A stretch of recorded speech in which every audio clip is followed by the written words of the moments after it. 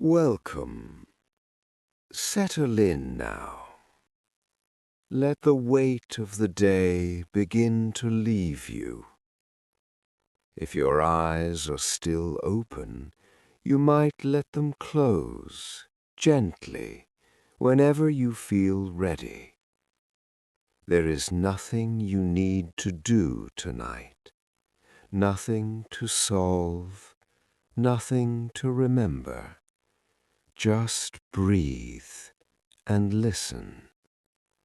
Let your breath slow, let your shoulders soften, and imagine, if you will, that you are somewhere far away from here, somewhere high up in the mountains of ancient China, where the air is cool and still, and the only sounds are the ones the earth makes when no one is listening. Picture a mountain path at night. The moon is full and very bright, so bright that the stones on the trail glow pale silver. Bamboo forests line the ridge on either side, tall, slender stalks swaying in a breeze you can barely feel. When the wind passes through them, they make a sound like quiet breathing, like the mountains themselves are settling in to sleep.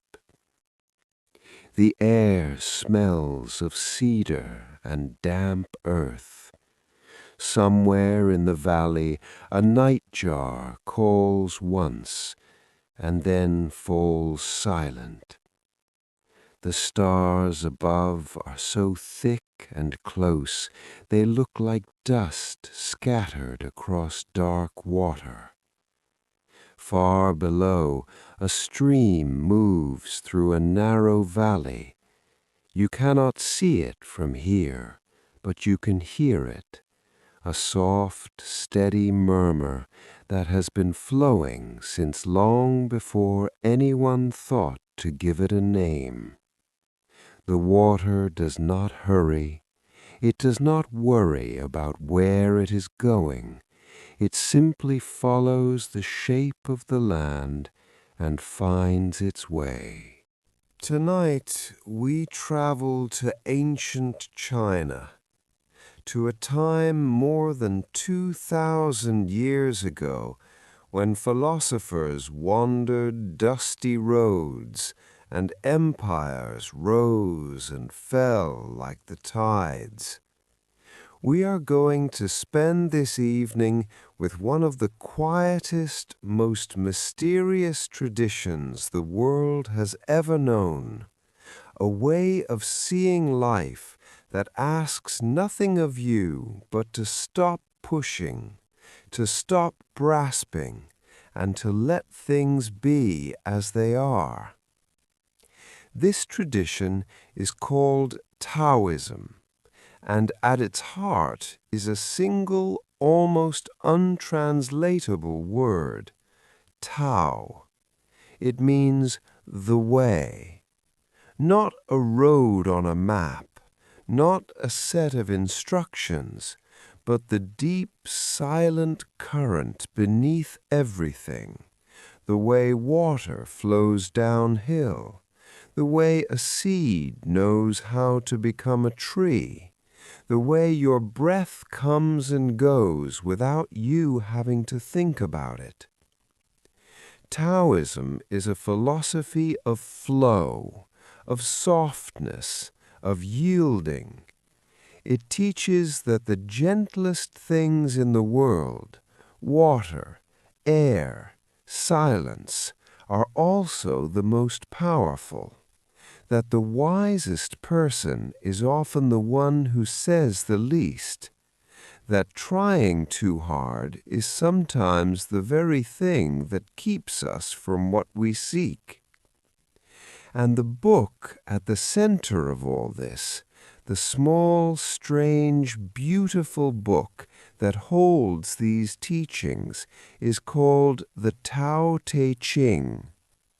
It is one of the most translated texts in all of human history.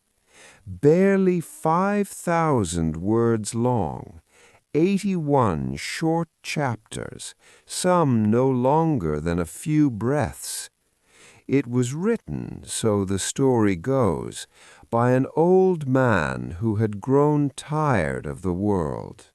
A man who packed his few belongings, climbed onto the back of a water buffalo, and rode away from everything he had ever known, heading west toward the mountains, toward the silence.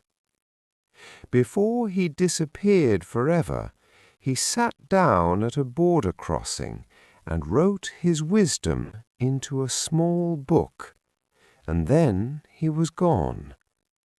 His name was Laozi, and his story is where we begin. But this is not a lecture.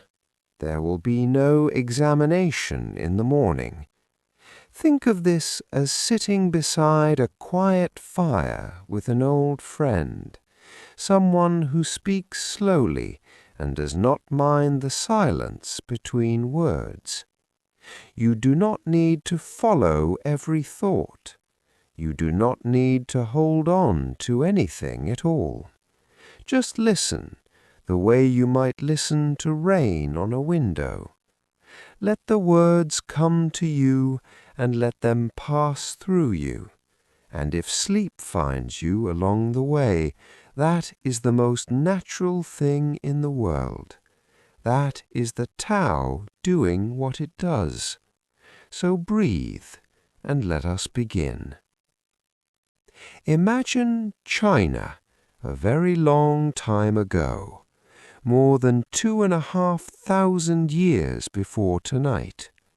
The land is vast, a patchwork of small kingdoms and feudal states, each with its own ruler, its own armies, its own ambitions.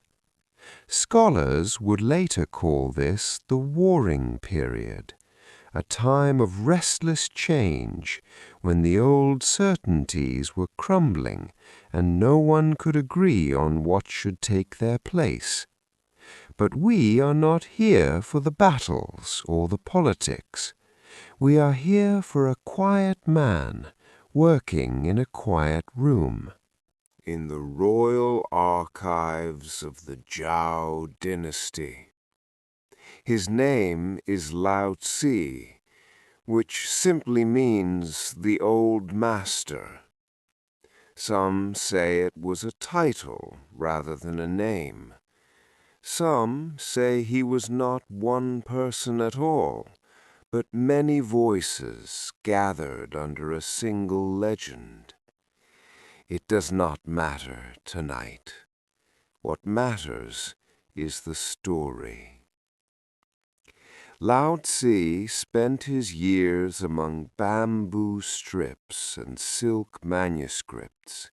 He was a keeper of knowledge, a librarian of the ancient court.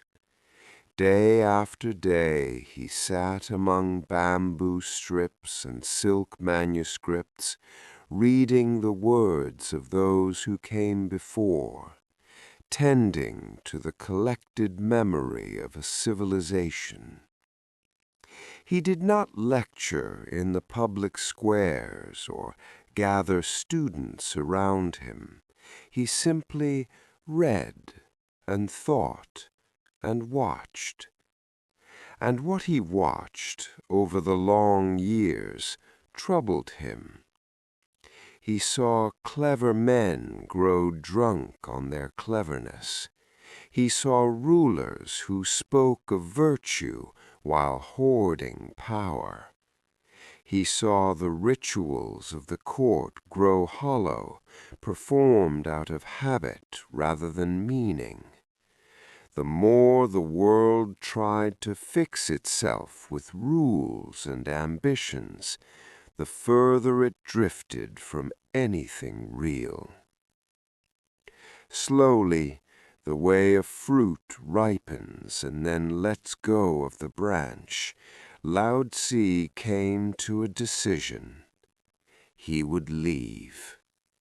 Not in anger, not in protest, simply because it was time. He gathered his few belongings, a robe, a gourd for water, perhaps a bundle of rice. He climbed onto the back of a water buffalo, a great, slow, patient creature with wide, dark eyes and dusty flanks, and he turned his face toward the west, toward the mountains, toward the silence beyond the borders of the known world.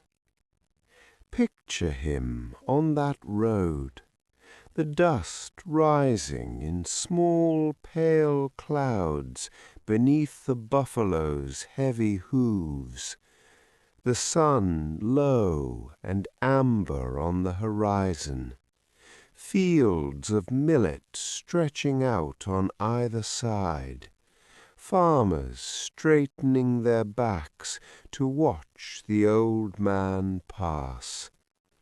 He does not look back. He has no destination in mind, only a direction, away from the noise, toward something quieter. After many days, he arrived at Hangu Pass, the western gate of the kingdom, a narrow corridor between steep cliffs where the road threaded through the mountains. A border post stood there, and its keeper was a man named Yin Shi. Yin Shi was no ordinary border guard. He watched the sky and read the stars. He paid attention. And when he saw the old scholar approaching on his water buffalo, moving slowly through the golden dust of late afternoon, he knew that someone extraordinary was about to pass through his gate and vanish from the world. So Yin Shi stepped forward, and he made a gentle request. "Master," he said, "you are leaving us. Before you go beyond the pass and into the unknown, would you write down what you have learned? Would you leave us something so that those who remain might find their way?" And Laozi, perhaps smiling, perhaps simply nodding, agreed. He stayed at the pass for a short while, and in that borrowed time he wrote 81 short chapters, 5,000 characters brushed onto silk or bamboo. A book that would become the Tao Te Ching, the book of the way and its virtue. When it was finished, he handed the manuscript to Yin Shi. Then he climbed back onto his water buffalo and rode through the pass and into the mountains beyond. The mist gathered around him. The road narrowed and then vanished, and Laozi was never seen again. There is a story that Confucius once met Laozi, years before the old master's departure. Confucius, who loved order and ritual and clear thinking, came away shaken and amazed. He told his students, "I know that birds can fly, and fish can swim, and animals can run, but a dragon rides the wind and the clouds, and I cannot fathom it. Today I have met Laozi, and he is like a dragon. Think of that image, a man so free, so ungraspable, that even the greatest thinker of his age could only compare him to something mythical. Laozi did not cling, he did not insist. He wrote what he knew, he gave it away, and then he let go of everything, even himself.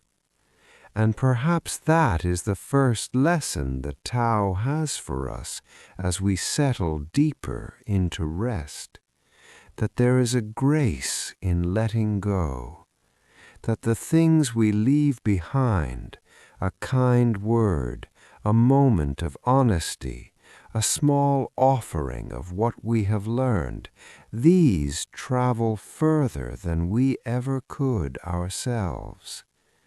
The old man disappeared into the mist, but his words are still here, still breathing after all these centuries.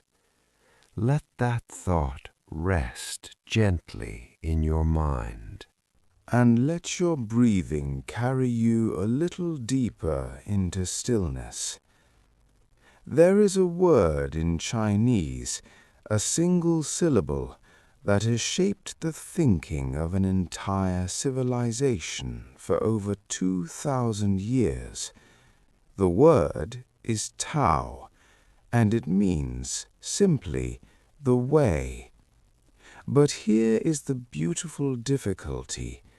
The very first line of the oldest Taoist text ever written tells us that the Tao which can be spoken of is not the true Tao. The name that can be named is not the eternal name. Imagine that. A philosophy that begins by telling you it cannot really be put into words, and yet something in you already understands this. You have felt it before. There are things you know deeply, things you carry in your body that dissolve the moment you try to pin them down with language.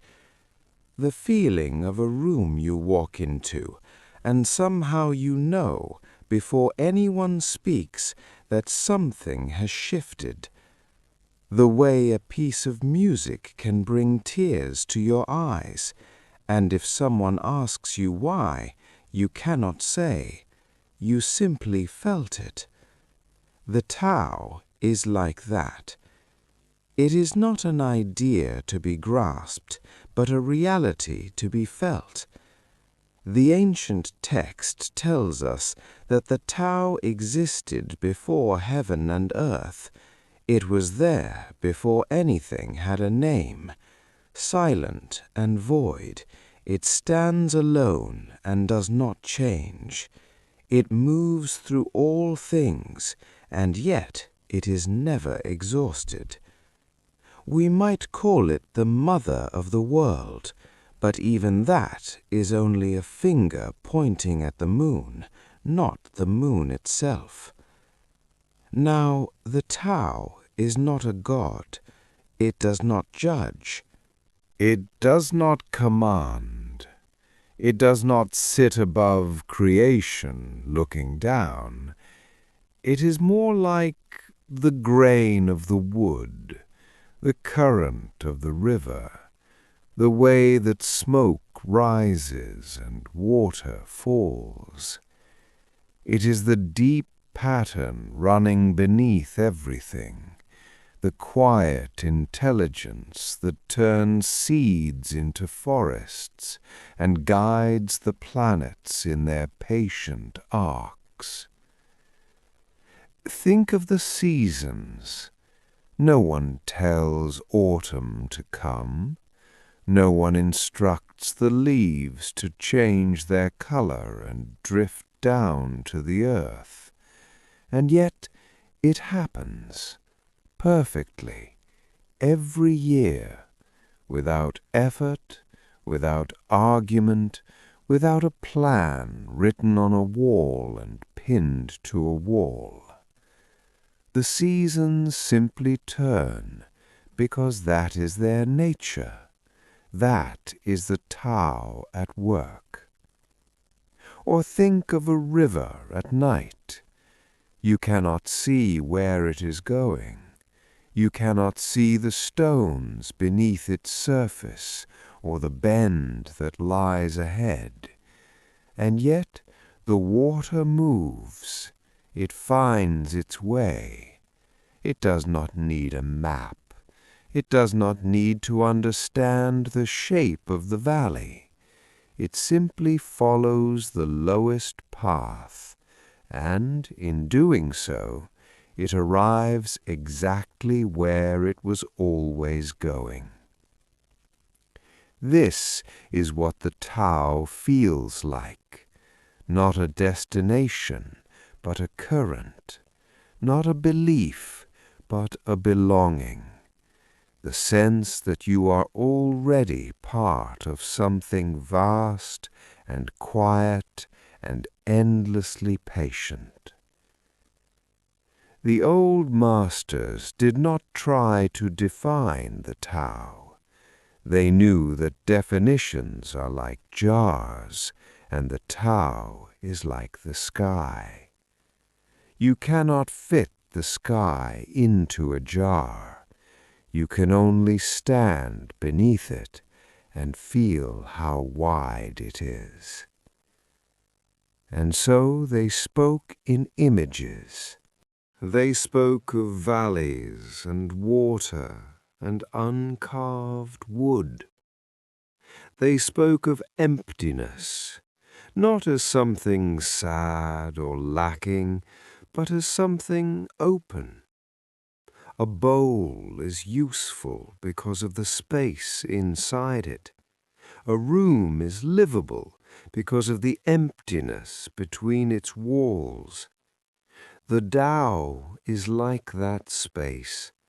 It is what allows everything else to be. You do not need to understand the Tao tonight. That is the gentle secret. The Tao does not ask to be understood. It does not require your belief or your effort or even your attention.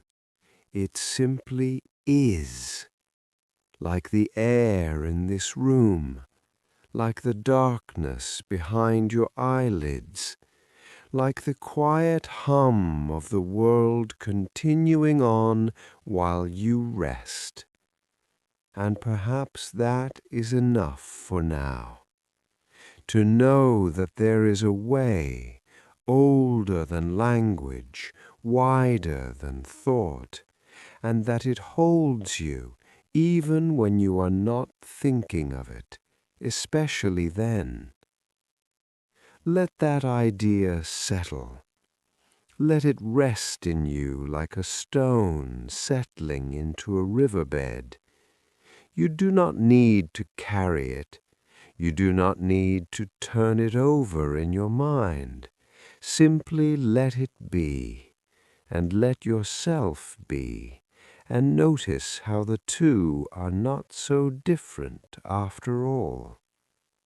Of all the images in Taoism, the one that returns again and again is water. The old text says it plainly. The highest good is like water. It nourishes all things without competing with them. It settles in the low places that others avoid, and in this way it comes closest to the Tao. Think about water for a moment, not in a hurry, just gently. Picture a stream moving through a forest at night. It meets a stone, and it does not stop. It does not push. It simply flows around. It finds the gap, the soft edge, the path of least resistance, and it continues. It does not fight the stone. It has no argument with the stone. And yet, given enough time, the water wears the stone smooth. Given centuries, it wears the stone away entirely. Not through force, through patience, through an endless willingness to yield. There is a word for this in Taoism, Wu Wei. It is often translated as doing nothing, but that is not quite right. A better way to say it might be effortless action, or acting without forcing.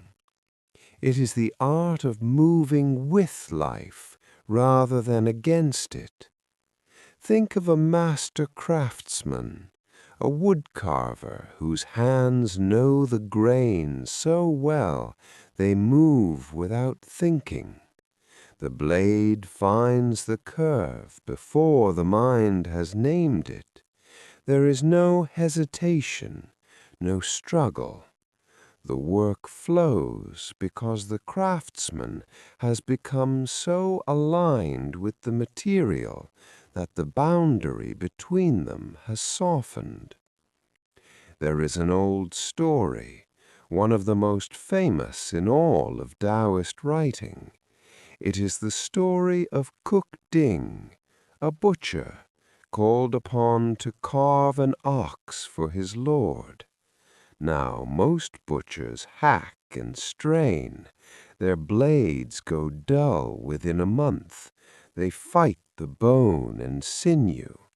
But Cook Ding was different.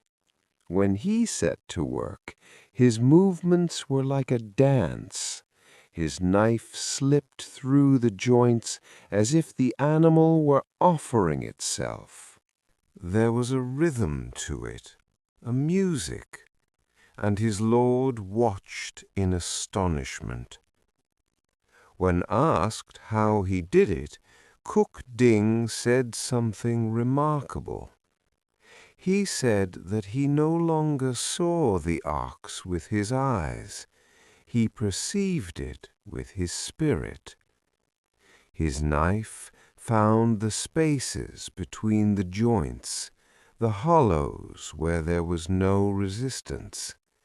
He did not cut through bone, he moved through emptiness.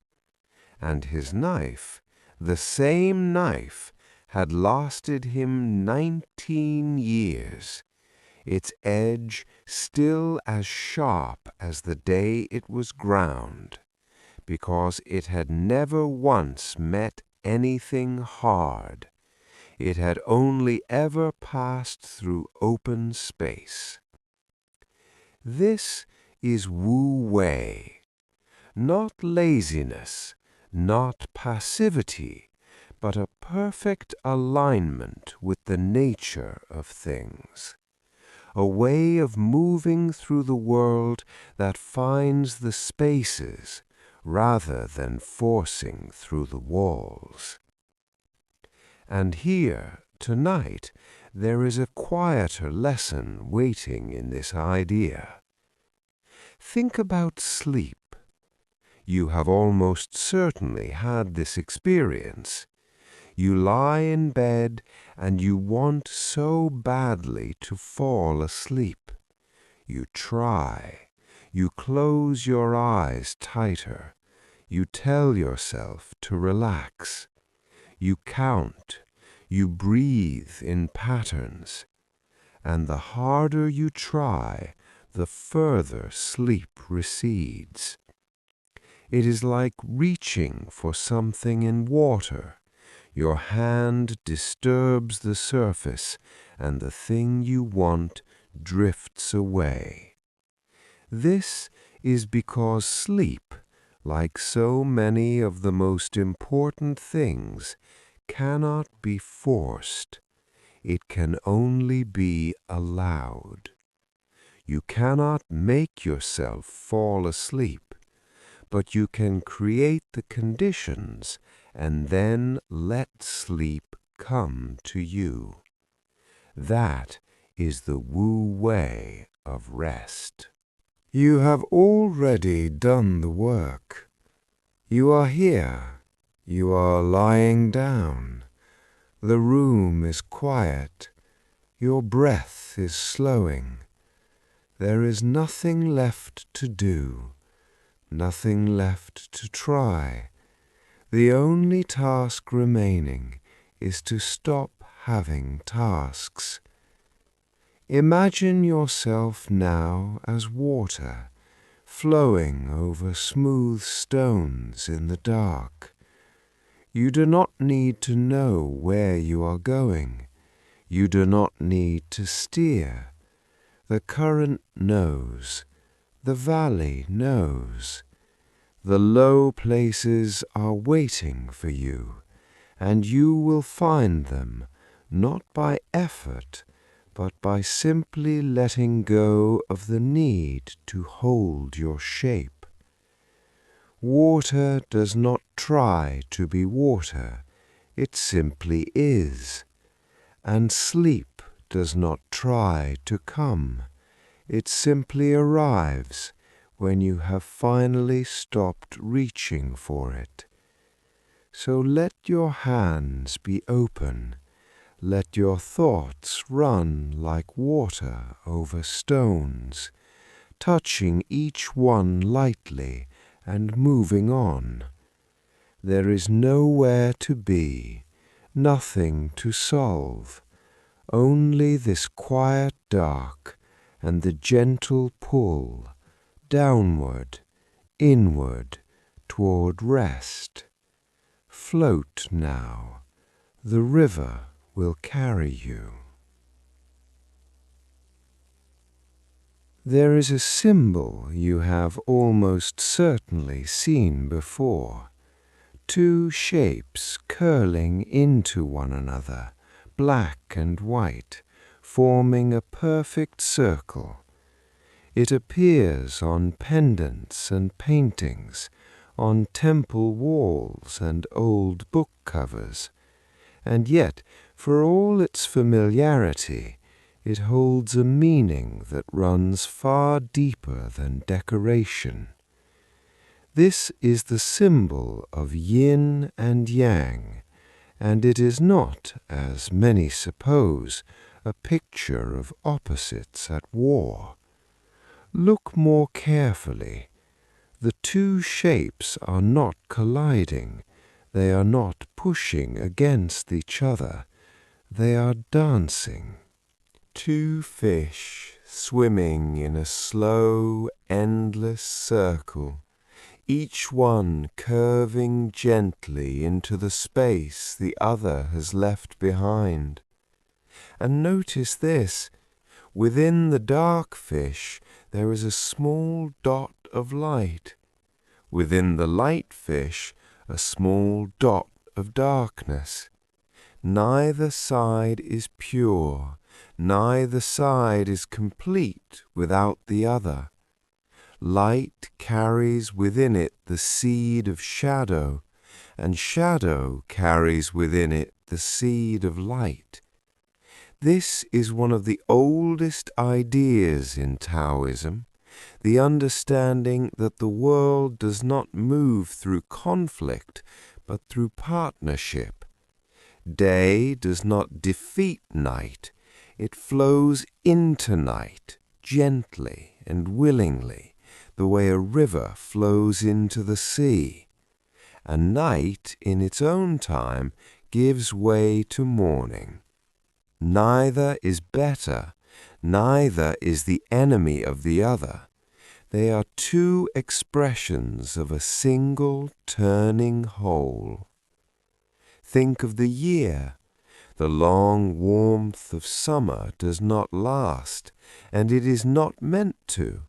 It folds gradually into autumn, and autumn into winter, with its bare branches and quiet skies. Without winter, there could be no spring. Without the fallow time, nothing new could grow. The earth needs its rest, and so do we. Even your breath follows this ancient rhythm. The inhale is yang, it is active, rising, gathering. The exhale is yin, it is soft, releasing, settling down. One gives rise to the other endlessly. You do not need to choose between them. You do not need to hold your breath forever or empty your lungs completely. You simply let the rhythm carry you, in and out, each half making the other possible. The old Taoists understood this balance not only in nature, but in the way a person might live. They spoke of three treasures, three qualities worth carrying through life. The first was compassion, the second was frugality, the third was humility. Compassion, they said, was not weakness, it was the deepest kind of strength, the willingness to feel what others feel, to move gently through the world rather than pushing through it. A person with compassion does not need to raise their voice. Their presence alone can steady a room. Frugality did not mean poverty or deprivation. It meant knowing that enough is enough, that chasing more and more does not bring peace, but only more chasing. The person who knows when they have enough is richer than any king still grasping for the next thing. And humility was the most surprising treasure of all. The Taoists compared the humble to a valley. A valley does not reach upward or announce itself. It simply rests low, open and quiet. And because it is low, every river finds its way there. Every stream flows down to it. The valley receives everything precisely because it does not try to rise above anything. You might notice that these three treasures are themselves yin qualities, soft rather than hard, yielding rather than forceful, quiet rather than loud. And that is no accident. The Taoists believed that yin was not lesser than yang. It was the hidden root of all strength, the stillness from which action springs, the darkness in which seeds first begin to grow. Think of sleep itself. Sleep is the yin half of your daily rhythm, the quiet, inward-turning partner to the bright activity of day. Without it, the day would have no foundation. Without rest, there is no renewal. Without the dark, still hours, the body cannot mend, the mind cannot dream, the spirit cannot replenish itself. Outside, the moonlight falls across the mountainside, half the slope in silver light, half in gentle shadow. The curve of the hill holds both without preference. The stream below catches a little of the moon and carries it onward, glinting and disappearing, glinting and disappearing. This moment, right now, is the yin of your day. The doing is done. The striving is over. There is nothing left to push toward, nothing left to figure out. You are the valley now, open, low, receiving. Let the rivers come to you. Let the quiet settle in your bones. You do not need to hold on to the day. It will return on its own, as it always has. For now there is only this, the soft half of the circle, the dark fish swimming slowly, carrying its small bright dot of light somewhere deep inside. Rest here, in the balance. Now let us turn to another voice, a voice quite different from the one we have been listening to so far. If Lao Tzu was a still mountain pool, deep and quiet, then this new voice is a river in spring, tumbling over rocks, full of unexpected turns and sudden laughter. His name was Zhuangzi, and he is the second great sage of Taoism. He lived perhaps 2 centuries after Laozi, in a time of warring states and restless ambition. He held a minor government post, and by all accounts he was content with it. More than content, he was free. The story goes that a messenger arrived from the king of Chu, offering Zhuangzi the position of prime minister, the highest office in the land. Most men would have leapt at the chance. Zhuangzi was fishing by the river. He did not even turn around. He simply asked a question. He said, "Is it not true that in the temple of Chu there is a sacred tortoise, dead for 3,000 years, preserved in silk and kept in a jeweled box?" The messenger said yes, that was so, and Zhuangzi asked, "Do you think that tortoise would rather be dead and honored, its bones kept in silk, or alive and dragging its tail in the mud?" The messenger paused. "Alive," he admitted, "dragging its tail in the mud." "Then go," said Zhuangzi, "leave me here. I will drag my tail in the mud." This was his way, playful, sharp, unexpected. Where Laozi wrote in compressed, mysterious verses, Zhuangzi wrote in wild stories, full of humor and paradox and impossible preachers.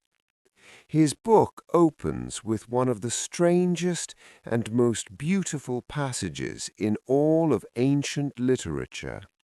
"In the northern darkness," he wrote, "there is a fish called Kun.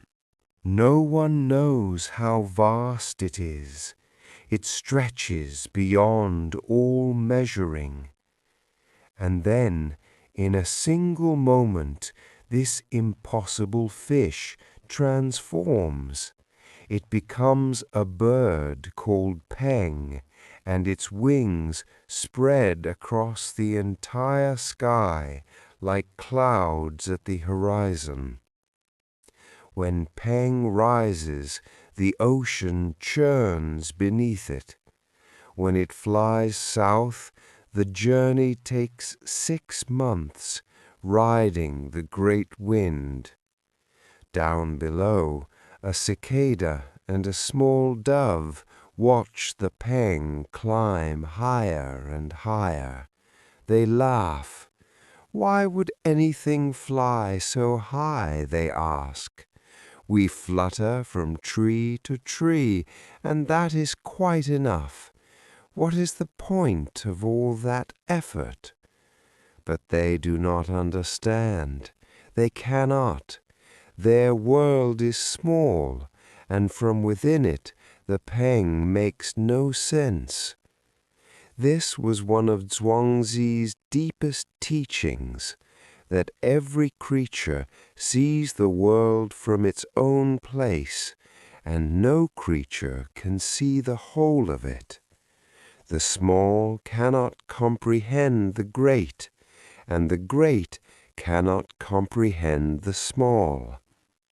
Each being lives within its own nature, its own frame, its own scale of existence, and none of them is wrong.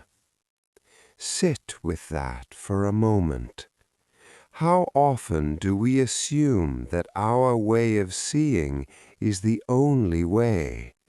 Zhuangzi gently suggests that the world is far wider, far stranger, far more layered than any one mind can hold. And he carried this understanding into the hardest territory of all, the territory of loss.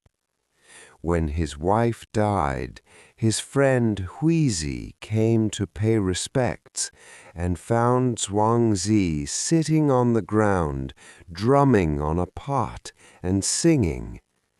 Huizi was appalled. How could he behave this way? Zhuangzi paused. He said, "When she first died, do you think I did not grieve? Of course I did. But then I looked back further, back before she was born, before she had a body, before she even had a spirit. She was part of the great formless mystery. Then something shifted, and she gained a spirit. Another shift, and she gained a body. Another, and she was alive, here with me. Now she has shifted again. It is like the turning of the seasons, spring into summer, summer into autumn. She is resting now in the great chamber of the world. For me to weep and wail would be to show that I do not understand this turning.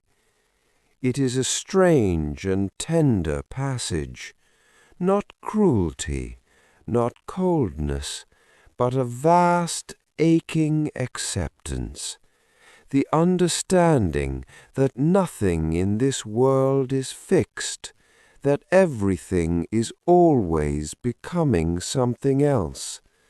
The fish becomes the bird, the wife returns to the place she came from, the seasons turn. We are all part of the great transformation. Imagine a garden in ancient China, late afternoon light slanting through persimmon trees, the air warm and golden, carrying the scent of earth and old wood. Somewhere a bird calls once and falls silent. The shadows lengthen across a stone path. Everything is changing, softly, without effort. You too are part of this transformation. Every breath shifts you from one moment to the next. You do not need to hold any shape. You do not need to remain as you were today, or yesterday, or any day before. Like the fish becoming the bird, like the seasons folding into one another, you are free to change. And tonight the change is simple. Waking becomes sleeping. Thought becomes stillness. The day dissolves quietly into rest. You are part of the great transformation, and it asks nothing of you but to let go. There is a story, one of the most beautiful ever told, and it begins the way all the best stories do. Once upon a time, Zhuangzi dreamed he was a butterfly. In the dream, he was not a philosopher. He was not a man with responsibilities or opinions or a name. He was simply a butterfly, fluttering through a sunlit garden, drifting from flower to flower, tasting nectar on a warm afternoon breeze. The butterfly did not know it was Zhuangzi. It had no memory of being a man, no memory of books or arguments or the weight of daily life. It was only itself, light and free and utterly content, carried on currents of warm air between blossoms of white and gold. Imagine that for a moment. Imagine being so completely at ease that you forget you were ever anything else. The butterfly had no plans for tomorrow, no regrets about yesterday. It simply moved from one sweet moment to the next, wings catching sunlight, the whole world a garden. And then Zhuangzi woke up. He opened his eyes. He was lying on his mat. He was a man again. He had a body, a mind, a life to return to. The garden was gone. The blossoms were gone. The warm breeze was gone. But something strange lingered. He could still feel it. The lightness, the freedom, the joy of being nothing more than a pair of wings and a flicker of color in the afternoon sun. And he found himself wondering something very peculiar. Am I a man who just dreamed he was a butterfly? Or am I a butterfly right now, dreaming that I am a man? He could not tell the difference, and that was the point. We think the line between dreaming and waking is sharp and clear. We think we know which side we are on. But Zhuangzi noticed something that most of us overlook. The boundary is much softer than we imagine, much thinner, more like mist than like a wall. Every night you cross that boundary. Every night without effort or intention you dissolve. Your name fades. Your worries loosen their grip. Your plans for tomorrow, your memories of today, they all grow quiet and transparent until you are no longer quite yourself anymore. You become something else, something freer, something lighter. And in the morning you return. You reconstitute like water freezing back into ice. You remember your name, your life, your shape. You put yourself back together and carry on.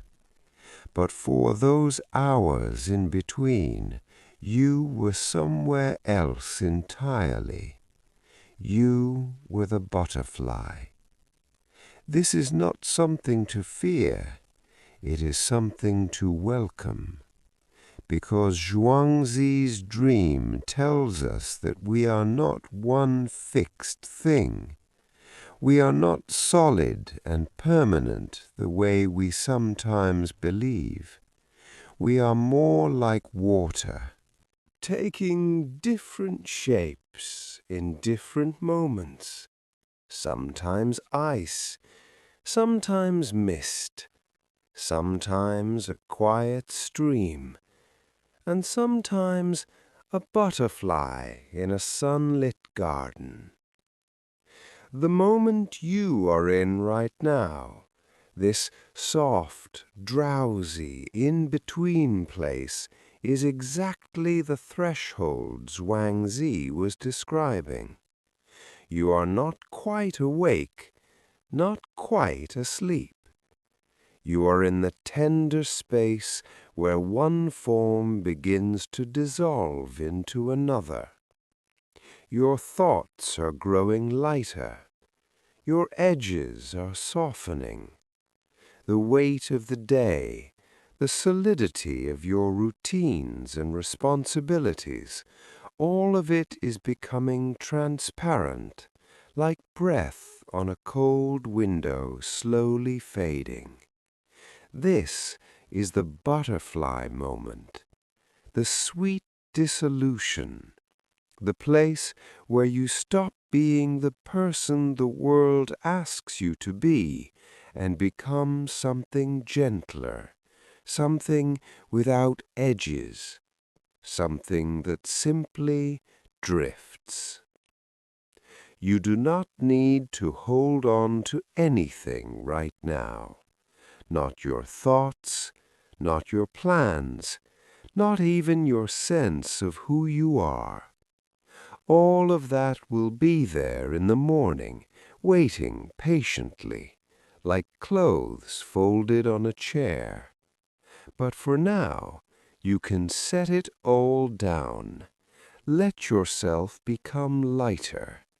Let your breathing carry you the way a warm breeze carries a butterfly, effortlessly, from one moment to the next, with nowhere particular to go.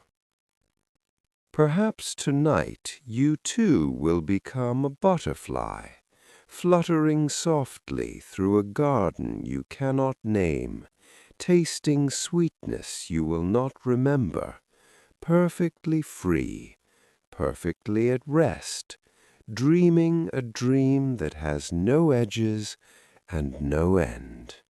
Imagine you are crossing a river in a small boat. The water is calm, the mist is low. You can hear the slow drip of your oar and the quiet sound of the current moving beneath you.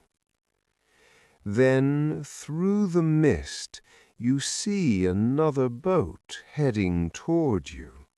It is drifting straight into your path. You call out. No answer. You wave your arms. Still nothing. The boat keeps coming, closer and closer, and you feel the heat rising in your chest. Who is this careless person? Why are they not paying attention? Do they not see you? You shout. You grip the sides of your boat. Your jaw tightens. Your peace is gone. And then the boat arrives, and it is empty. There is no one aboard. It is just a hollow vessel, carried by the current, bumping gently against your side before drifting on. And in that moment, all the anger vanishes. just like that, gone, as though it had never been there at all. This is the parable of the empty boat, and it contains one of the most useful truths the Taoists ever discovered. Your anger did not come from the boat. It came from the story you told yourself about the boat. You believed someone was inside, someone careless, someone who did not respect you. And that belief, not the boat itself, was the source of all your frustration. The moment you saw the boat was empty, the story collapsed, and with it the anger. Zhuangzi noticed that this is how most of our suffering works. We move through the world and things bump into us. Unexpected events, difficult people, plans that fall apart. And we react not to what happened, but to the intention we imagine behind it. If we could learn to see the empty boat, our lives would grow immeasurably calmer. The person who cut you off in traffic this morning, an empty boat, carried by currents they could not control, late for something, frightened of something, lost in their own fog. The email that stung you, an empty boat, written by someone drifting through their own mist, bumping against things without meaning to. The plan that fell apart, the queue that took too long, the small frustration that sat in your chest all afternoon like a stone, all empty boats, drifting on currents, meaning nothing personal, carrying no one who wished you harm. Can you let them drift past? Can you watch them bump softly against the side of your boat and then continue on downstream, growing smaller, fainter, until they disappear into the mist? Zhuangzi went further. He said the real wisdom is not just seeing other boats as empty, but emptying your own. If you can empty your own boat, crossing the river of the world, no one will oppose you. No one will shout at you, because there is nothing to push against.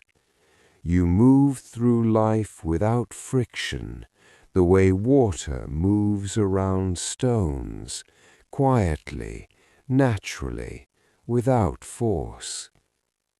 The wise person empties themselves of self-importance, of the need to be right, of the urgent feeling that they must control what happens next.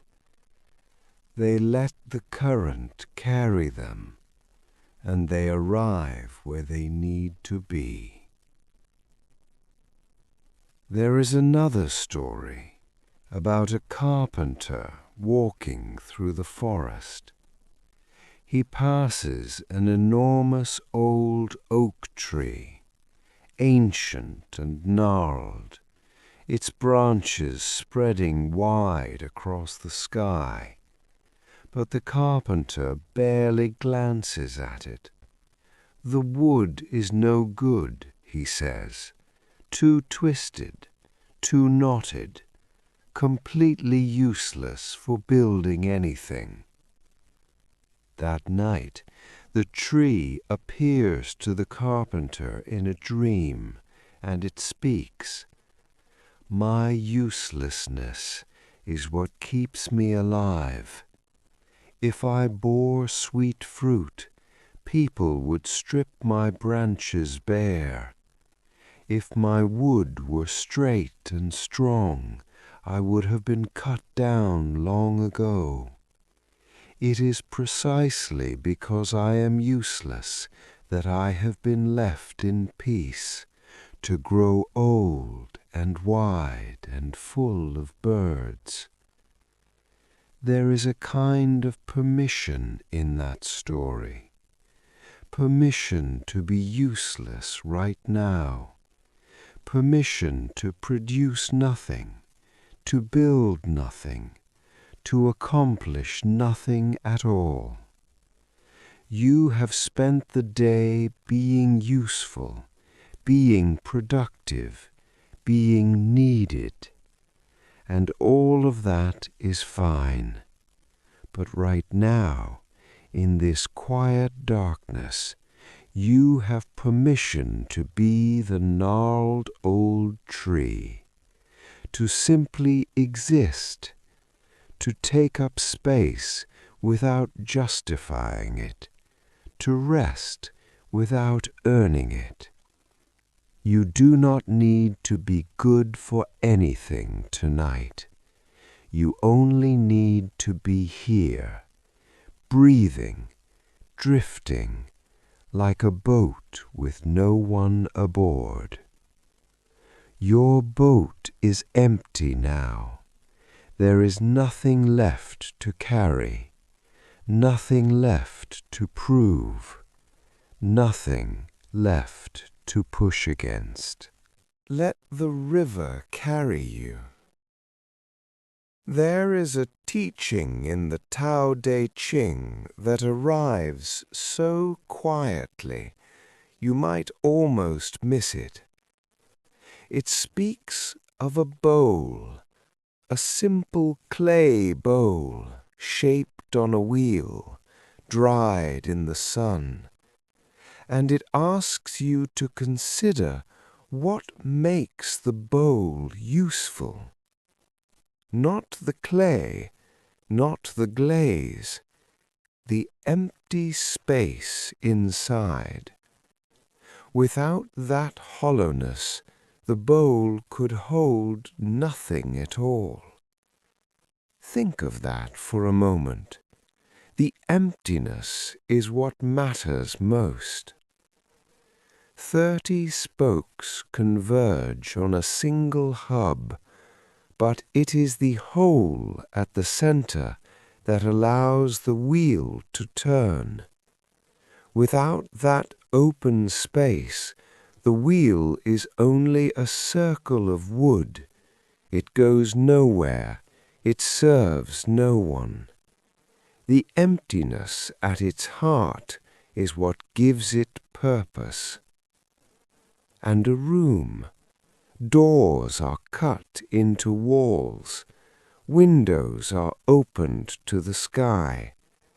But the room itself, the space where you sit, where you breathe, where you rest tonight, that usefulness belongs to the emptiness. The walls merely hold the space in place. This is one of Taoism's gentlest lessons. Emptiness is not absence. It is not a lack, not something missing. Emptiness is potential, receptivity, openness. It is the silence between notes that makes music possible, the pause between breaths that lets the next breath come. An overfull mind has no room for new ideas. A cup already brimming cannot receive another drop, and a heart crowded with worry has no space left for peace.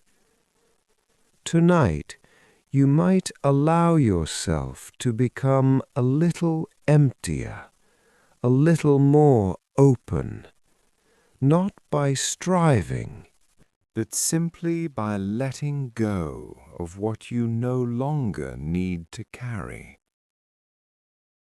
The ancient Taoists understood this deeply because they lived close to the natural world.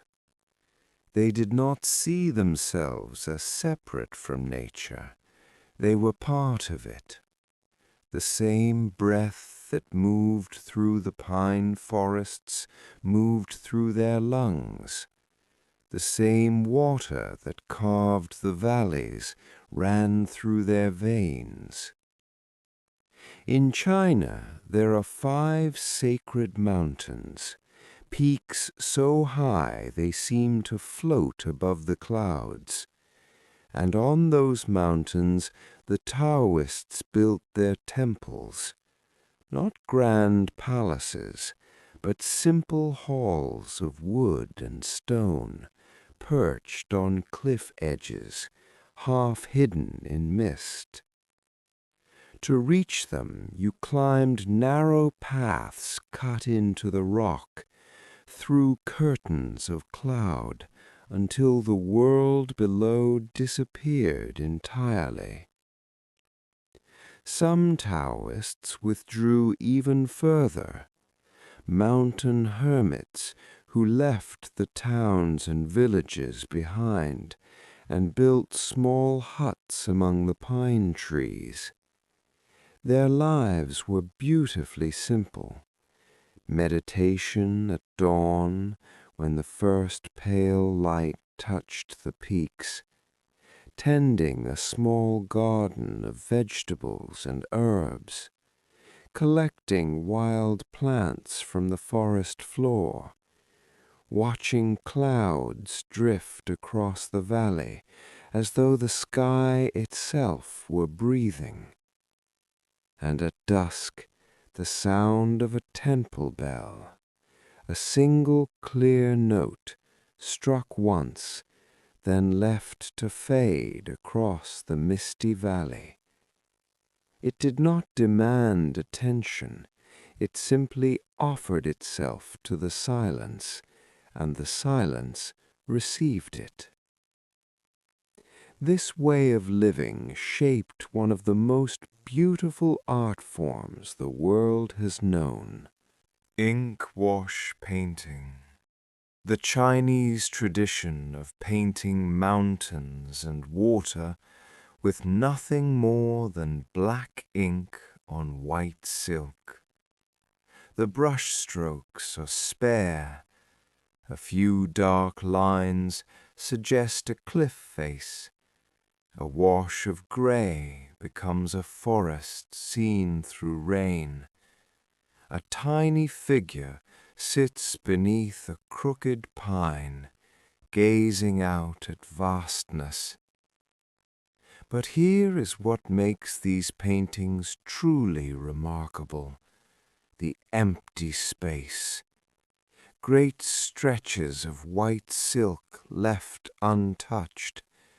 And that emptiness is not a mistake. It is the most important part of the painting. It represents mist, distance, the unknowable. It represents the Tao itself, what cannot be painted, what cannot be named. The painters understood that some things can only be shown by their absence. Imagine yourself now in such a painting. Mist curling slowly through a grove of bamboo, each stalk standing quiet and still. The scent of pine drifting from somewhere higher up the mountain. And far below, so far it is almost felt rather than heard, a waterfall, its voice a soft, continuous murmur, like a thought you cannot quite remember, but that comforts you all the same. The air is cool and clean. There is nothing to do here, nothing to solve or fix or understand. You are simply present, the way a mountain is present, the way water is present in a stream. And in this quiet moment, you are the empty space. You are the openness in the center of the wheel, the hollowness of the bowl, the white silk in the painting. You are not absent. You are ready. Ready to receive the deepest, most restful peace, the kind that does not need to be earned, only allowed. Let yourself be empty now, and let sleep fill the space. There is a word in Chinese, pu. It means the uncarved block, and it may be one of the most beautiful metaphors in all of Taoist thought. Picture a block of wood, fresh cut, still fragrant, the grain running through it in quiet, unhurried lines. No one has touched it with a chisel. No one has decided what it should become. And because of that, it contains infinite possibilities. It could become a bowl, a flute, a figure of a crane in flight, a simple cup for tea. Every shape lives inside it, waiting. But the moment the carver sets blade to wood and begins to cut, all those other possibilities fall away. The block becomes one thing, only one, and everything else it might have been is lost. Our original nature is like this uncarved block, whole, simple, complete. Before the world told us who we should be, before we learned to compare ourselves to others, before we gathered our worries like stones in a pocket, we were simply ourselves, open, unfinished in the most beautiful sense, full of quiet potential. Taoism does not ask us to become new. It invites us to return to that original simplicity, not to ignorance, not to childishness, but to wholeness, to the self that exists beneath all the roles and expectations and fears, the self that was there before any of it, still there now, patient as wood. There is an old story that carries this same wisdom. It has been told in China for centuries, from teacher to student, from parent to child, on evenings much like this one. A farmer lived in a small village at the edge of the hills.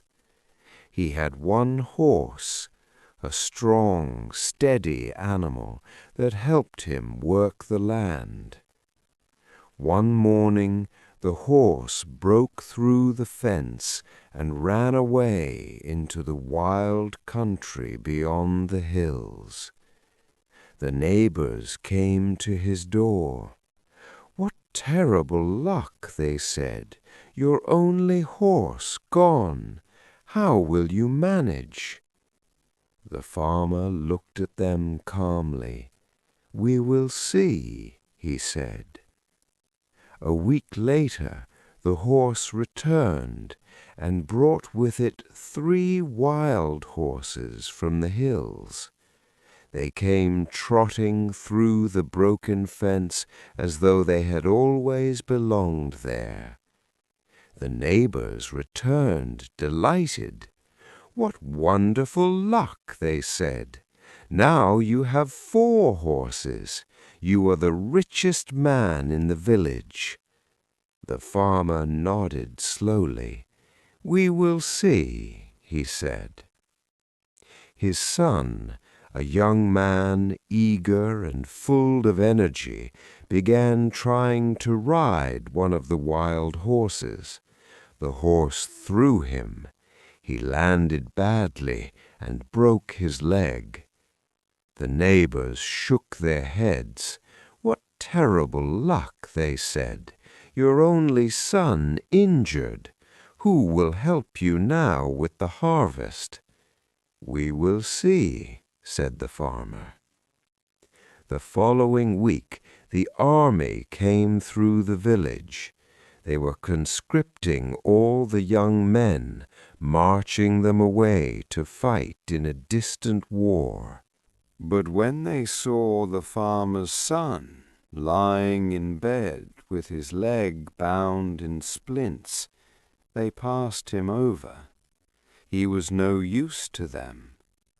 The neighbors gathered once more. "What extraordinary luck," they whispered. And the farmer, standing quietly by his wooden fence, said nothing at all. He had already given his answer. We will see. This story has no ending. That is its teaching. We never see the full picture. What seems like misfortune may carry a hidden gift.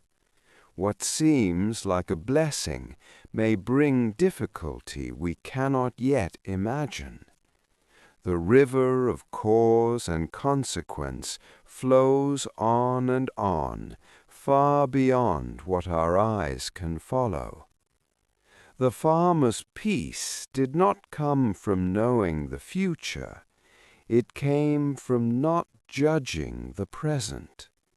He did not grasp at good fortune or push away bad luck. He simply let each moment be what it was and waited with an open heart for whatever came next. This is the wisdom of the uncarved block. To remain open rather than fixed. To hold your shape lightly, the way water holds its shape in a stream, always moving, always adapting, never rigid, never broken. The Taoists had a word for this way of being, ziran.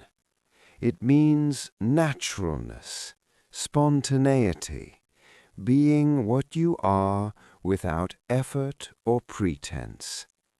The pine tree does not try to be a pine tree. The stream does not rehearse its course. They simply are, and in that simplicity there is a kind of perfection that no amount of striving could improve. Imagine the farmer now, standing by that wooden fence in the last light of day.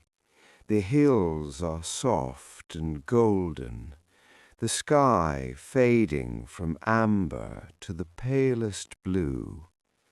His hands rest on the rough wood, and he watches the sun slip below the horizon without a single thought about whether the day was good or bad.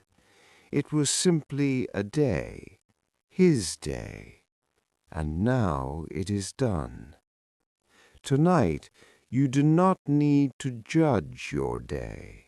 You do not need to sort its hours into good and bad, success and failure. You do not need to decide what it meant or what tomorrow should bring. Simply let it be what it was, an uncarved block of time, whole and complete just as it is, and let yourself rest now, exactly as you are, unfinished, uncarved, perfectly enough. Imagine now that you are walking through a garden, a traditional Chinese garden at twilight, the last light of the sun fading behind old stone walls, the sky turning from gold to the softest violet. This is not a garden of straight lines and trimmed hedges, not a place where nature has been forced into geometric shapes. This is a Taoist garden, a place where nature has been invited to speak for itself, and the gardener has simply listened. The path beneath your feet is made of irregular stones, each one placed with care, yet following no rigid pattern. It winds and curves gently, so that you can never quite see what lies around the next turn. And that is the point. The garden teaches you to walk without needing to know the destination. Each step is enough. Each step is its own arrival. You turn a corner, and there is a pond, perfectly still. The surface mirrors the evening sky so clearly that for a moment you cannot tell where the water ends and the heavens begin. Koi drift beneath the surface, slow golden shapes moving through darkness, unhurried, as though they have all the time in the world. And they do, and so do you. A stone bridge arches over the water, old and smooth, its surface worn by centuries of crossing feet. You rest your hand on the railing and feel the coolness of the stone, solid, patient, enduring. The bridge has been here longer than any living memory, and it will remain long after tonight has passed. Bamboo grows along the far bank, tall, slender stalks swaying in the evening air. Their leaves rustle softly, like whispered secrets passed between old friends. The sound is so gentle it almost disappears into the silence, and then returns and disappears again. This garden is a small universe, water and stone, plant and sky, all arranged in quiet conversation with one another. Nothing dominates, nothing is forced, everything belongs. And here, beside the pond, a low table has been set for tea. The way of tea, Cha Dao, is one of the oldest contemplative practices in all of Taoism. It is not merely the making of a drink, it is a ceremony of attention, a ritual of presence, a way of being fully here for a few precious minutes. The water is heated slowly. You can hear it begin to murmur in the kettle, a sound the old masters compared to wind through pines. The leaves are measured carefully, dark, curled shapes that hold within them the memory of mountain slopes and morning mist and months of patient growing. The first pour, hot water meeting tea leaves, and the aroma rises, earthy, faintly sweet, with something green and living at its heart. You breathe it in, and something in your chest begins to soften. Each cup of tea contains the essence of a whole landscape, the rain that fell on a particular hillside, the minerals of the soil, the warmth of the sun filtered through cloud. You are drinking a place, a season, a small piece of the living earth. Tea teaches patience above all else. You cannot rush the leaves. You cannot hurry the water to the right temperature. You can only wait and attend and receive what is offered when it is ready.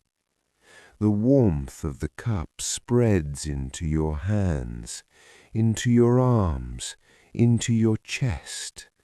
Your mind, which has been turning and planning and remembering, grows quieter, not empty, just still, like the pond outside. After the last cup, you sit for a while, doing nothing, being present. This is perhaps the deepest practice of all, simply sitting with nowhere to go and nothing to accomplish, letting the evening settle around you like a blanket. The old masters of Feng Shui understood something about spaces like this garden, that the way a place is arranged can invite harmony or resist it. A room where energy flows gently, where nothing stagnates and nothing rushes, becomes a place where the body can rest and the spirit can breathe.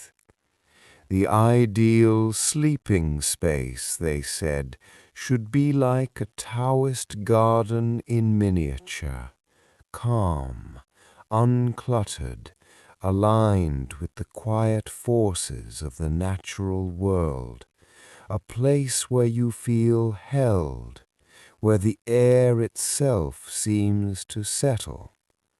And now, as the last light fades from the garden, imagine your own body as a garden, your breath the gentle wind, your blood the still pond, your bones the ancient stones, your thoughts the bamboo leaves rustling softly, then falling silent.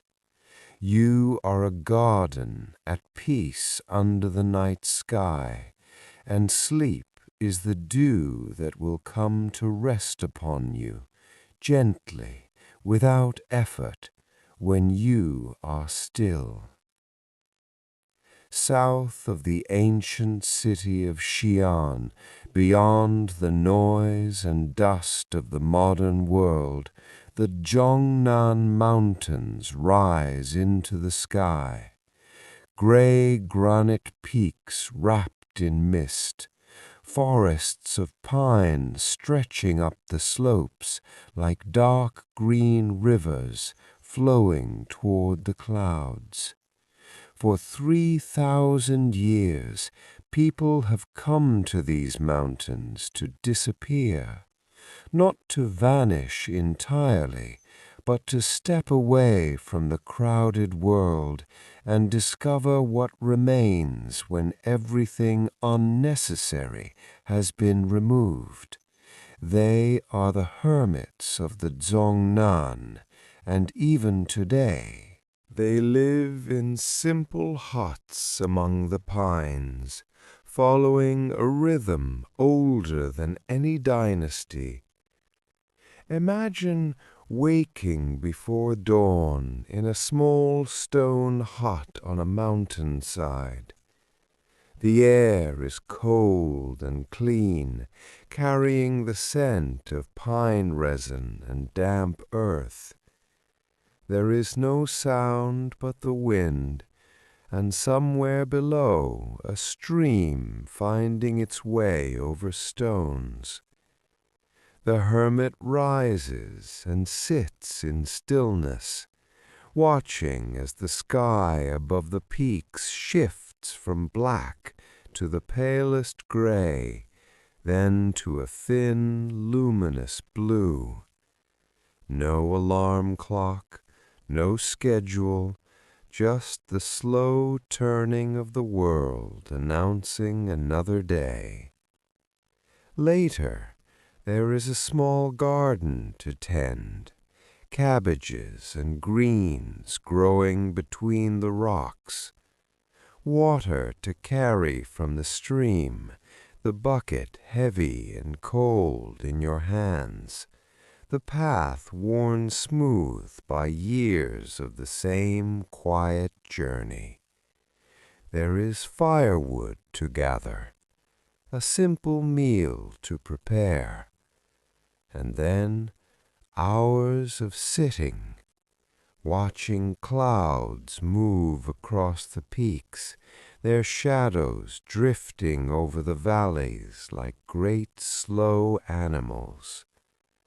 This is not a life of escape, though it may look that way from the outside. The hermits would say they have not run from life, they have stripped it down to its essence. They have asked the simplest question, what do you truly need? And the answer comes back the same year after year. Food, water, shelter, silence, and the turning of the seasons. The mountains themselves seem to teach this lesson.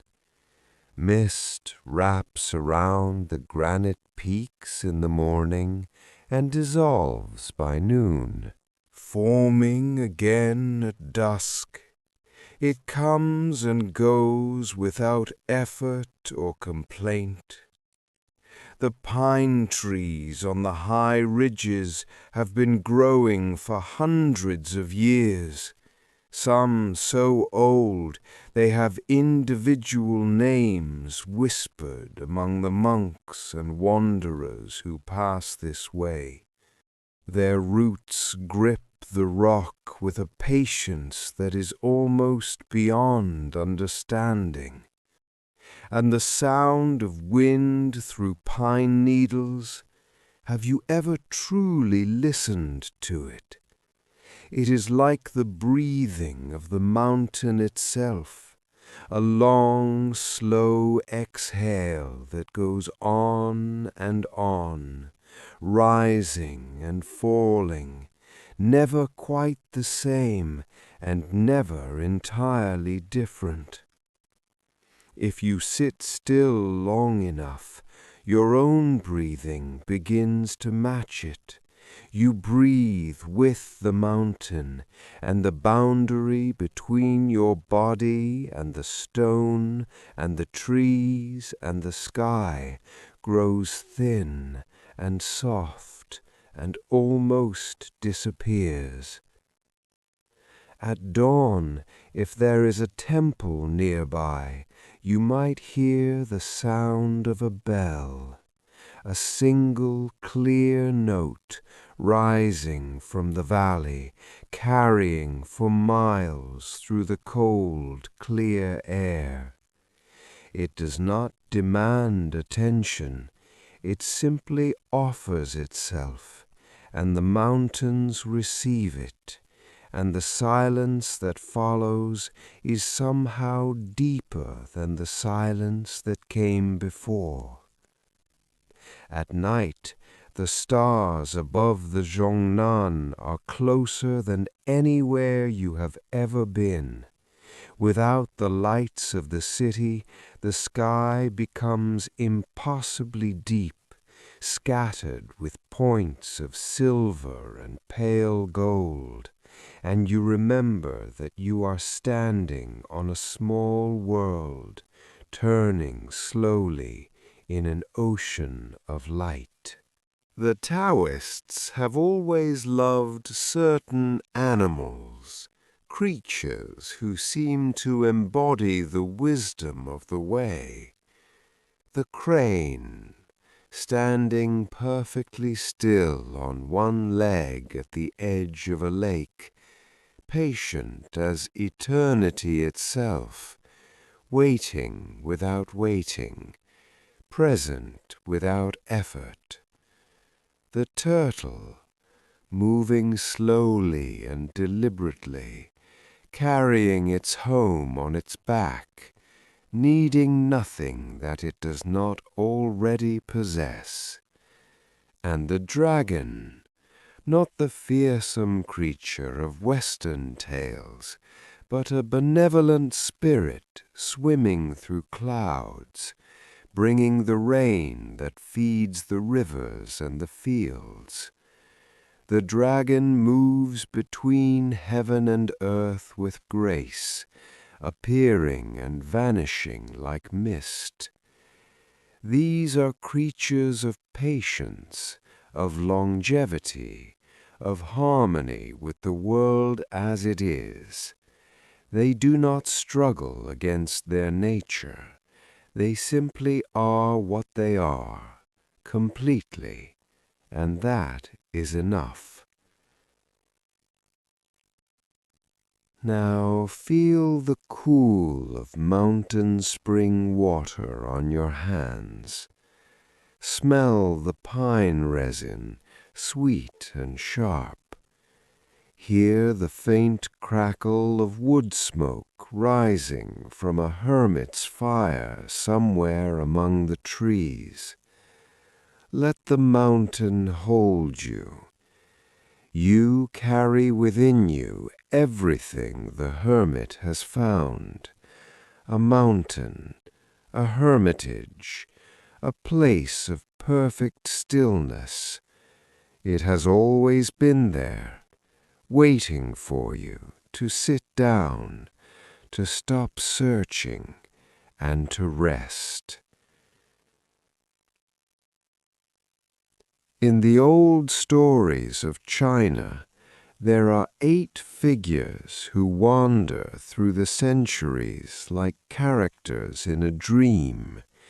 They are called the 8 Immortals, and their tales are among the most beloved in all of Taoist folklore. They are not gods, exactly, nor are they ordinary people. They are something in between, mortals who found the secret of eternal life through patience, through practice, through letting go of the world's noise. And their stories have the strange, soft logic of dreams, the kind of stories that feel more true the less you try to make sense of them. There was Lu Dongbin, a scholar, a man of letters, someone who wanted very much to succeed in the world. One evening he stopped at an inn and fell asleep while a pot of yellow millet cooked over the fire. And in his sleep he dreamed an entire lifetime. He passed the imperial examinations. He rose to high office. He married well, had children, grew old in comfort and reputation. He lived decades of triumph and loss, all within the time it took for millet to cook. When he woke, the pot was still bubbling. The innkeeper was still stirring, and Lu Dongbin understood in that quiet moment of waking that all of worldly success was a dream within a dream. He left the inn and walked into the mountains and never looked back. Perhaps you know that feeling of waking from a dream so vivid it takes a moment to remember which life is real. The Taoists say both lives are equally real and equally passing. Among the 8 there was one woman. Her name was He Hian Gu. As a young girl, she wandered the hills gathering herbs, and one day she found a strange luminous pearl. A voice in a dream told her to grind it to powder and eat it. She did, and afterward she no longer needed food. She could float above the ground like a leaf carried on still air. She drifted through the forests, light as thought itself, helping those she met along the way. Then there was Tigwai Li, Iron Crutch Li, whose story is stranger still. He was a man of great spiritual power who could send his spirit out of his body to travel the heavens. One day he told his student to watch over his empty body while his spirit journeyed to visit the immortals above. But his student, after many days of waiting, believed his master had died and cremated the body. When Tigwai Li's spirit returned, there was no body waiting for him. He searched desperately, and the only body he could find was that of a lame beggar who had just died by the roadside. So into that body he went. He walked with a crutch from that day forward, but he became the greatest healer among the 8. His limp was a reminder that the vessel matters far less than what it carries. And Zhanghua Lao, an old man who rode his donkey backwards, always facing where he had been rather than where he was going. When he no longer needed the donkey, he would fold it up like a piece of paper and slip it into his pocket. When he needed to travel again, he would take out the paper, sprinkle it with water, and the donkey would unfold back into life. These are not stories that ask to be believed. They ask only to be felt, the way you feel moonlight on your face without needing to understand the moon. The most famous tale of the 8 tells of their journey across the sea.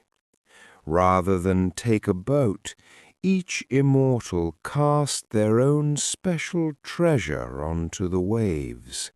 A fan, a sword, a lotus flower, a flute, a gourd, and each crossed the water using only their own unique gift. The Chinese have a proverb from this story, each showing their own special skill. It means that everyone has something only they can offer, a way of crossing that belongs to them alone.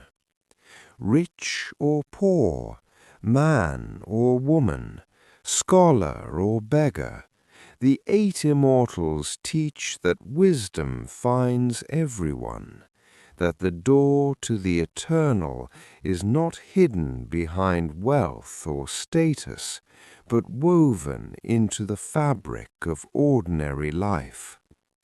Their world is a world of dream logic, where donkeys fold into paper, where pearls grant flight, where a pot of millet contains a lifetime. It is a world very close to the one you are entering now, as your thoughts soften, as the boundary between waking and sleeping grows thin. These stories come from the same place as dreams. Let them carry you now, gently, like a paper boat on quiet water, drifting toward the far shore. Let us turn now to something even quieter, something closer than any story, as close as the air moving softly through your body right now. The Taoists understood breathing not as something you do, but as something that happens through you. They watched infants sleeping, the way a baby's whole body rises and falls with each breath, effortlessly, without thought or intention. The belly rounds like a small hill, then settles like a valley. There is no effort in it, no trying. They called it embryonic breathing, the breath of the unborn, a return to the very first rhythm you ever knew, before you had a name, before you had a single worry. You breathed like this, whole and easy, and the Taoists believed that to find peace again, you need only remember how. So let yourself breathe now, not deeply, not forcefully. Just let the breath come in on its own, like a door left open for a gentle wind. Feel it arrive. Feel the quiet pause at the top, and then let it leave even more slowly than it came. There is no right way to do this. There is only allowing. Breathe in, softly.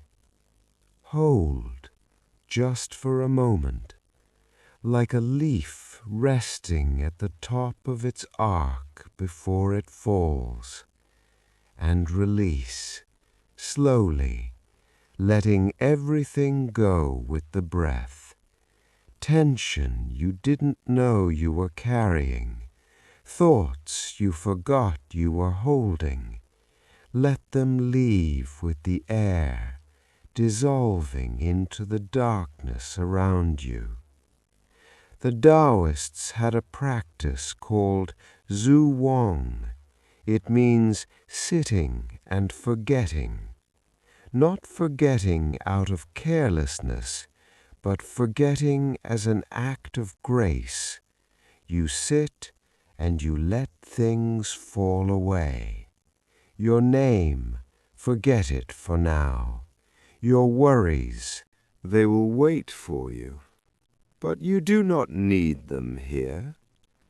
Your plans for tomorrow, let them dissolve like mist burning off a mountain at dawn.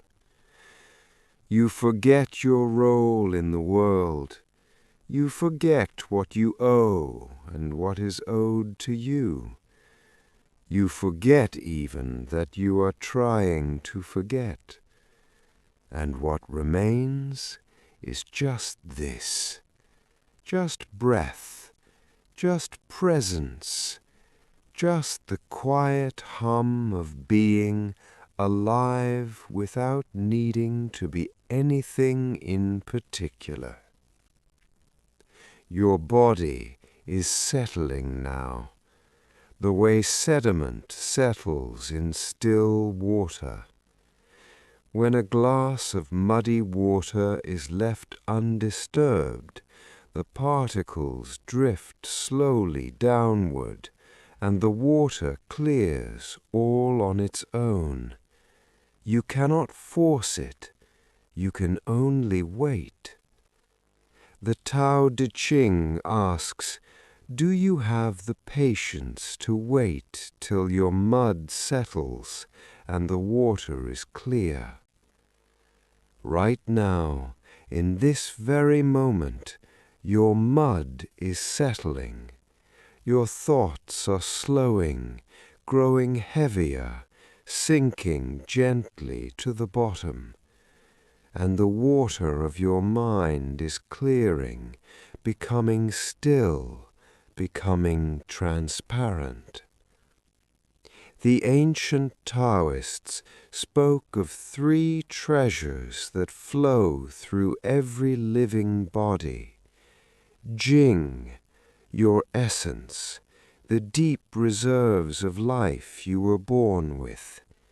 Qi, your vitality, the warm current that moves through you with every breath. And Shen, your spirit, the quiet light of awareness behind your eyes. These 3 treasures are flowing through you now, like rivers finding their way through a landscape. Jing pools in your stillness. Qi moves with your breathing. Shen glows softly, the way embers glow long after the fire has quieted. You do not need to direct them. You do not need to improve them. They know their own way, just as a river knows the path to the sea without ever consulting a map. There is nothing you need to do. There is nothing you need to fix or finish or understand. The Tao is already carrying you, the way the current carries a fallen leaf, the way the night carries the stars across the sky without asking them to shine.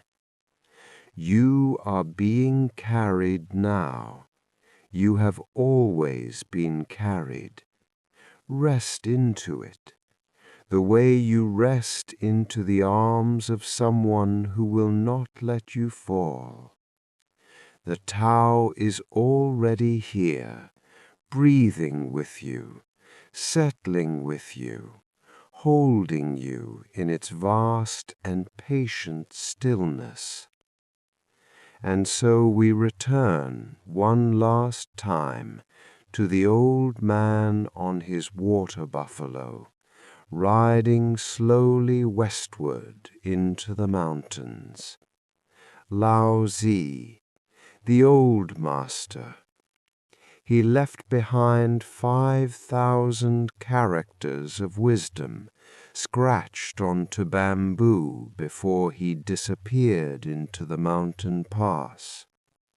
But the Tao itself, the thing he was pointing toward, needs no words at all. It was here before language. It will be here long after the last book crumbles to dust. It flows through the seasons, spring into summer, autumn into winter, each one yielding to the next without resistance. It flows through rivers and mountains, through the roots of ancient trees, through the silence between stars.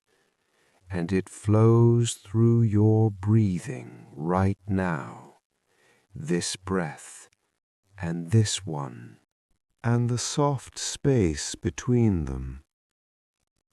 Everything returns to its source. The river returns to the sea. The day returns to the night. The leaf returns to the soil. The breath returns to stillness. And you return now to this moment of rest, to the deep stillness that was always waiting beneath the noise of the day. Return is the movement of the Tao. This is what the old texts say. Everything moves outward and then comes home. The seed becomes the flower becomes the seed again. The wave rises from the ocean and falls back into the ocean. You have moved outward today, into effort, into thought, into the 1,000 small tasks of being alive, and now you are coming home. The mountain hermit's fire has burned low, just a faint glow among the ashes. The temple bell rang hours ago, and its sound has long since faded into the hills. Somewhere in the darkness, bamboo whispers to bamboo. The stream flows on as it has always flowed, patient and unhurried, carrying moonlight on its surface. There is nothing more to understand tonight. There is nothing more to do, nothing to solve, nothing to remember. The words have served their purpose, and now they too can rest. They settle like leaves on the surface of a pond, and slowly, slowly drift down into silence. The Tao Te Ching says, the Tao nourishes all things. It nourishes the pine tree on the cliff. It nourishes the fish in the deep pool. It nourishes the cloud that has no destination. And it nourishes you right now, in this quietness, in this letting go. You are the uncarved block, whole and complete, exactly as you are. Before the world shaped you into a name and a role and a list of things to do, you were this, simple, complete, enough. You are the water, flowing without effort, finding your own level, not struggling uphill, not rushing downhill, just resting where the landscape has brought you, still and clear. You are the butterfly in Zhuangzi's dream, free, weightless, drifting through a world made of light and air. There is no difference now between you and the dream. You are both. Let the ancient wisdom hold you, the way the night holds the stars, gently, without grasping, without needing anything in return. 10,000 things arise and return, arise and return, and the Tao welcomes each one home. Sleep is not something you need to find. It has already found you. It has been here all along, waiting quietly, the way the Tao waits, patient, infinite, kind. The water buffalo walks on into the mist. The mountain path disappears into cloud. The old master smiles and is gone, and the silence he left behind is the same silence that surrounds you now. It has been here for 1,000 years. It will be here for 1,000 more, and it holds you perfectly. Rest now. The stream flows on. The night deepens. All is well.